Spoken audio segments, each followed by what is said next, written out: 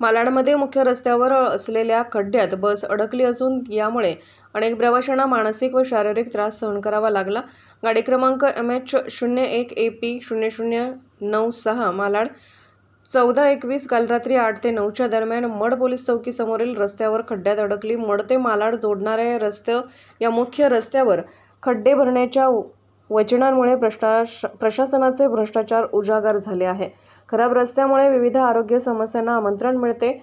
Osteoarthritis सारख्या जोडांच्या समस्यांचा धोका वाढतो, कारण गाडीच्या झटके आणि कंपनीमुळे जोडांवर अतिरिक्त ताण येतो। डिस्क समस्यामुळे पाठीच्या हाडांवर दबाव येऊ शकतो, ज्यामुळे किडनी आणि हृदयातील समस्या निर्माण होऊ शकतात। तसेच खराब रस्त्यांमुळे उच्च रक्तदाब आणि अपघाताचे प्रमाण वाढू शकते। गर्भवती महिलांसाठी खड्ड्यामुळे विशेषतः धोकादायक परिस्थिती निर्माण होऊ शकते। प्रशासनाने या समस्येची त्वरित दखल घेणे आवश्यक आहे। दरवर्षी मालाड पी उत्तर मनपा प्रशासन खड्डे बुजवण्याच्या नावाखाली मोठ्या प्रमाणात भ्रष्टाचार करीत असल्याचे बोलले जात आहे। पहा जागृत, रहा जागृत, जागृत महाराष्ट्र, मालाड, मुंबई। चॅनलला आता आपण ट्विटरवरती देखील फॉलो करू शकता। तसेच जागृत महाराष्ट्राच्या वेबसाईटला भेट देण्यासाठी गुगलवर टाईप करा www.jagrutmaharashtranews.com।